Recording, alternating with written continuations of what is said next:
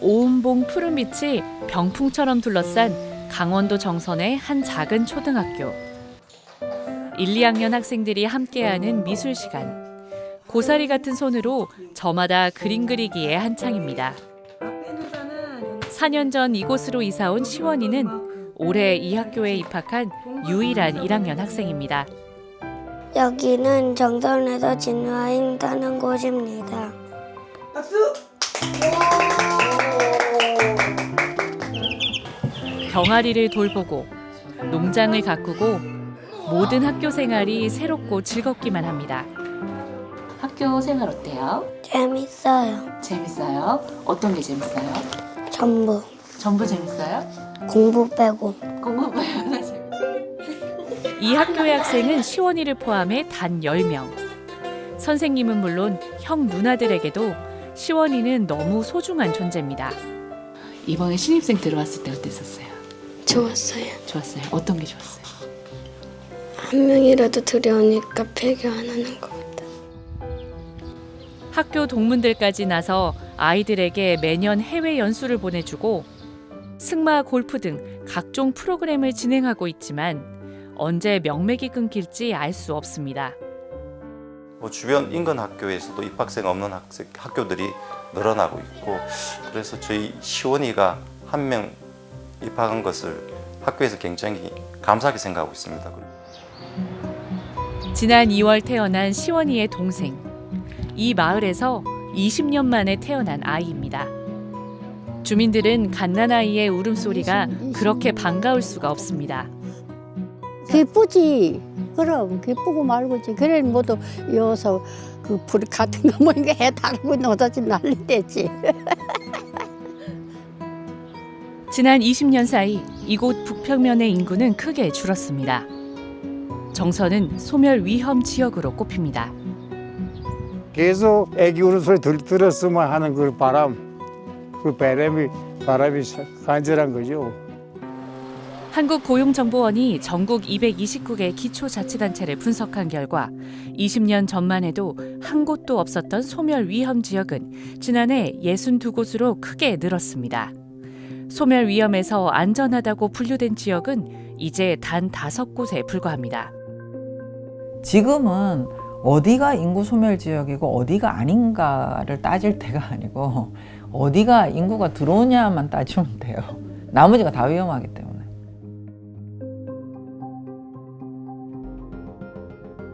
제9회 전국 동시지방선거가 사흘 앞으로 다가왔습니다. 이번 선거에서 뽑히는 각 지역 일꾼들 가운데 비수도권 자치단체장과 의원 상당수는 당장 그 지역의 소멸을 막아야 할 과제를 짊어지게 됩니다. 전국 3,600여 개의 읍면동 중 36%가 지방소멸 위험 또는 심각 단계에 처해 있는데요. 먼저 기본적인 일상을 유지하기조차 힘들어지고 있는 소멸 위기 지역의 현실을 살펴봤습니다. 전북 정읍시 산내면의 한 작은 마을. 외딴집에 홀로 지내고 있는 90살의 최순자 할머니가 집을 나섭니다. 주말에 찾아온다는 막내딸과 손주들을 위한 먹거리를 사러 가는 길. 불편한 허리에 지팡이에 의지한 채 차가 다니는 곳까지 한참을 힘겹게 걸어 내려갑니다. 언젠가부터 버스조차 끊긴 마을. 가서 뭐 많이 사갖고 와. 사갖고 와? 뭐 살 것이 있어야지. 대신 면내에선 저렴하게 이용할 수 있는 복지 택시를 잡아탔습니다. 그렇게 15분 정도를 달려 도착한 마트. 농협 사무실 귀퉁이에 자리 잡은 산내면에 남은 유일한 마트입니다. 하지만 이곳에서 파는 신선식품은 달걀과 우유 정도. 할머니가 찾는 고기나 생선, 채소류는 아예 없습니다. 유통기한이 짧기 때문에 반품하는 게 훨씬 많아요. 그게 이제 계속 되니까 이제 저희가 못 뛰어놓죠, 현실적으로. 어쩔 수 없이 더 큰 마트로 향했습니다. 면 밖으론 복지 택시를 탈 수도 없어 하루 8번 다니는 버스를 기다려야 했습니다. 그렇게 굽이굽이 산길을 20분 정도 달렸습니다. 이렇게 버스 타고 가시면 힘들진 않으세요? 그전에는 힘 안 들었는데 시방은 힘이 들어. 그게 순전히 이제 잘 안 나댕겨.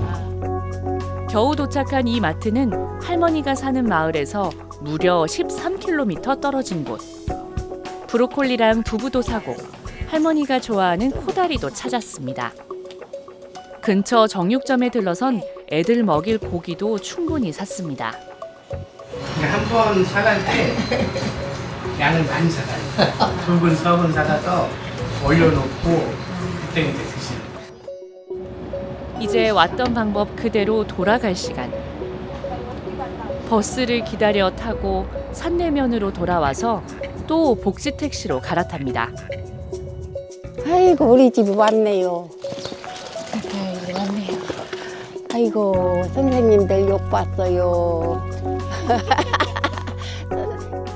간단한 먹거리를 사오는데 3시간이 걸렸는데 택시를 부르고 또 버스로 갈아타는 과정이 노인들에겐 큰 고역입니다.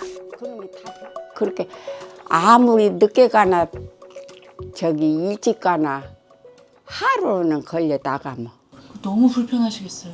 겁내 불편이다. 100가구 넘던 마을에 남은 건 20가구 남짓. 마을 어귀에 있던 전방도 사라진 지 오래입니다. 손쉽게 집에서 신선식품을 배송받을 수 있는 도시와 달리 음식을 구하는 것 자체가 쉽지 않습니다. 도해지하고 틀리니까 나이 먹은 것도 서러운데 뭐 먹을 것도 좀 먹어야 되는데 못 먹잖아 이걸. 먹고 싶을 때 먹어야 되는데 그건 굉장히 불편해요. 이처럼 인구 감소로 신선식품을 파는 상점마저 사라진 곳들을 가리키는 용어 식품 사막. 우리나라 리단위 행정구역의 73%가 식품 사막 상태에 놓여 있습니다. 먹는 건 물론 다른 일상생활도 쉽지 않습니다. 농촌경제연구원이 분석한 결과 면 단위 인구가 3,000명 아래로 줄어들면 병원, 약국 등 의료시설이 사라졌고 2,000명 아래로 내려가면 식당과 세탁소, 목욕탕, 미용실 같은 곳들까지 문을 닫는 것으로 나타났습니다. 삶의 필수적인 인프라라고 할 수 있는 의료라든지 돌봄이라든지 먹거리라든지 교육이라든지 여러 가지 인프라들이 지금 인구 감소로 인해 가지고 이제 무너지고 있는. 지방에선 도시 지역도 상황이 크게 다르지 않습니다. 지난 1일 밤 충북 청주 구급차가 한 산부인과 병원에 멈춰섭니다. 29주차 임산부가 고열로 병원을 찾았는데 태아의 심박수가 급격히 떨어졌습니다. 조기 분만 수술이 필요해 소아과 의사가 있는 대형 병원으로 산모를 옮겨야 했지만 인근 충북대병원은 당직 상과 전문의가 없다며 받아주지 않았습니다. 충청권에 있는 다른 대학병원 5곳 역시 수용 불가란 답이 돌아왔습니다. 전국 곳곳에 연락을 돌린 병원만 41곳. 소방 헬기로 부산까지 겨우 이송했지만 3시간 반이나 지체되면서 태아는 숨졌습니다. 청주에서 2 아이를 키우고 있는 박지혜 씨. 지역 응급의료 공백으로 태아가 사망했다는 소식에 불안감이 커졌습니다. 많이 불안해하죠. 아무래도 아기 키우는 부모다 보면 주변 환경이 좀 개선이 많이 되었으면 하는데 아무래도 대응이 안 되다 보니까. 전국 기초자치단체 가운데 응급의료취약지로 분류된 곳은 98곳에 달합니다. 수도권에 있는 빅5 병원이라고 이 비중이 너무 높잖아요. 의료 자원들을 사실은 중소도시라든가 또는 농산어촌으로 이렇게 배분해서 거기도 좀 인간답게 살 수 있도록 이런 그 지역 응급 의료 체계들이 작동되도록 해야 되는데 그게 사실은 안 되고 있는 게 사실이고요. 국토의 11%에 불과한 서울과 수도권에 전 인구의 51%가 살고 매년 6만 명의 지방 청년들이 수도권으로 유입되고 있는 현실. 지금 진짜 좀 사회가 이상한 것 같거든요. 그 어느 지역에 사느냐에 따라서 서울로 진입을 하느냐 아니냐에 따라서 어떤 소득도 자산도 그리고 뭐 누릴 수 있는 인프라나 기회의 자원도 너무나 이제 격차가 큰 것 같아요. 현재의 지역 소멸 문제는 지역에서도 적정한 삶, 평범한 삶을 유지할 수 있느냐 하는 단계에 처해 있다는 겁니다. 그러니까 지역 소멸도 굉장히 오랫동안 이야기 나온 건데 수십 년 동안 그거를 막기 위한 정책으로 갔느냐, 그걸 못했기 때문에 지금 이 소멸의 위기에 온 거잖아요. 저는 궁금한 게 그럼 왜 여기 살고 있는 사람들에 대한 이야기는 안 듣지? 이 목소리는 안 듣지? 그런 생각이 들어요. 그러니까 막 계속 외연만 확장하려는 느낌? 지금 이 현재를 살아가는 우리가 지속 가능하게 살아야 되잖아요. 이런 상황에서 이번 6.3 지방선거 후보들은 저마다 자신이 지방소멸 위기를 해결할 적임자라며 한 표를 호소하고 있는데요. 하지만 지방을 살리겠다는 주요 공약을 보면 여전히 고속도로, 공항 등 SOC 위주의 대형 건설 사업, 그리고 특정 기업을 유치하겠다는 내용이 많습니다. 이러한 공약들이 지방 소멸을 막는 해법이 될 수 있을지 의문이 제기되고 있습니다.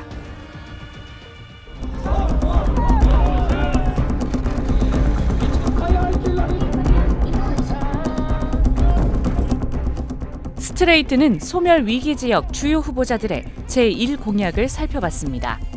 먼저 치료 가능 사망률, 즉 제때 치료받았다면 살 수 있었던 사망자 비율이 전국에서 가장 높고 소멸 위기 기초자치단체 5곳이 포함된 충북도지사 후보들. 후보들의 1순위 공약은 각각 창업특별도시, 동구장 건설입니다. 산부인과나 소아과 개선을 목표로 한 직접적인 공약은 5대 공약에서 보이지 않습니다. 식품 사막 현상이 가장 심각한 전북 정읍의 경우 1순위 공약이 바이오 산업과 청년 창업 육성, 한국마사회 본사 유치였습니다. 소멸 위기 심각 단계인 대구 군위군, 이곳 국민의힘과 민주당 군수 후보의 제1 공약은 모두 TK 신공항 착공이었습니다. 집권 여당 후보인 저 이기만이 반드시 조기 착공을 해서 꼭 해야 될 부분이 신공항 사업의 빠른 착공입니다. 선거 때마다 단골로 등장하는 고속도로, 공항, 철도 확충 등 초대형 인프라 건설. 반도체 공장을 유치하겠다. 동구장이나 K-팝 아레나 같은 초대형 랜드마크를 만들겠다는 공약들도 어김없이 반복됐습니다. 후보들의 공약만 더해도 천조가 넘는 것으로 조 단위의 그 신규 철도 도로 사업들도 과거와 동일하게 또 제시가 되고 있는데요. 대부분 공통적으로 좀 세밀하지 못하고 또 자의적이고 대규모 SOC 공약은 막대한 예산이 필요해 재정 자립도가 낮을 경우 그 이행이 쉽지 않습니다. 한국 매니페스토 실천본부가 4년 전 지방선거의 공약을 분석한 결과 당선인들의 대형 공약 30개 중 20개가 예산 확보율이 채 1%도 안 됐고 아무 예산도 확보하지 못한 공약도 7개나 됐습니다. 예산을 전혀 확보하지 못했던 7개 공약, 모두 SOC 등 대형 건설 공약으로 분류됐습니다. 지방을 살리겠다며 반복적으로 대형 건설 사업, 대규모 시설 유치에 목매기보다는 이제는 주민들의 무너진 일상을 회복시키는데 주력해야 한다는 지적이 나오고 있습니다. 축소 사회로 이미 접어들었음에도 불구하고 여전히 주민의 삶보다는 일자리나 경제를 슬로건으로 얘기를 하면서 대규모 시설들을 유치하는 이런 공약들을 좀 더 집중하는 게 아닌가. 부산광역시 사하구. 이곳엔 평일 출근 시간 전 문을 여는 소아과 병의원이 단 한 곳도 없습니다. 맞벌이 부부들의 불평과 불안이 계속됐습니다. 그러자 지역 시민단체는 지난 2024년 출근 전 어린이 병원 건립을 위한 주민 서명 운동을 시작했습니다. 도와주세요. 이렇게 이게 짧지만 되게 이게 뭐라고 저한테 막 도와달라고 이렇게 얘기하시는 게 되게 울림이 있었고 이건 진짜 해결해야 되겠구나. 많은 주민들이 적극적으로 호응하면서 구의회가 빠르게 움직였고 출근 전 어린이 병원 건립을 위한 조례 제정이 이루어졌습니다. 현재 전국적 논의로 이어지면서 국회에서 관련법이 발의됐고 보건복지부도 공공의료기관을 대상으로 새벽 시간 소아진료병원 시범 운영을 검토하고 있습니다. 내가 서명한 게 내가 투표한 게 진짜 정책으로 되고 조례도 만들어지고 이게 뭔가 되는구나, 나도 뭐가 되는구나 이런 생각을 하시니까 점점 시민회의에 주민대회에 많이 오세요. 이렇게 지방의회는 지역 주민들의 풀뿌리 민심과 고충을 가장 가까운 곳에서 가장 먼저 청취해 제도화할 수 있습니다. 하지만 현실은 어떨까? 부산시 사상구의 라 선거구.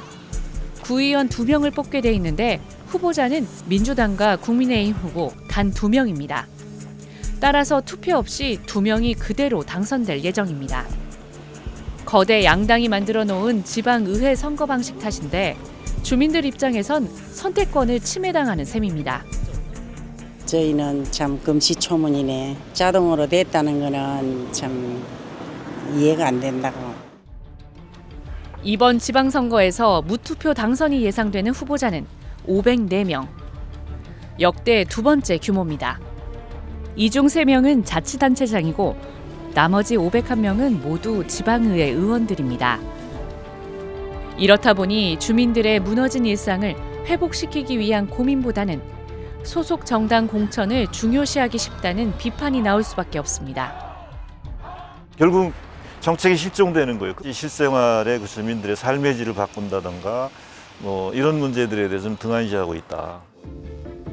지방 소멸을 막겠다고 외치고 있지만 위기는 더 심각해지고 있는 현실.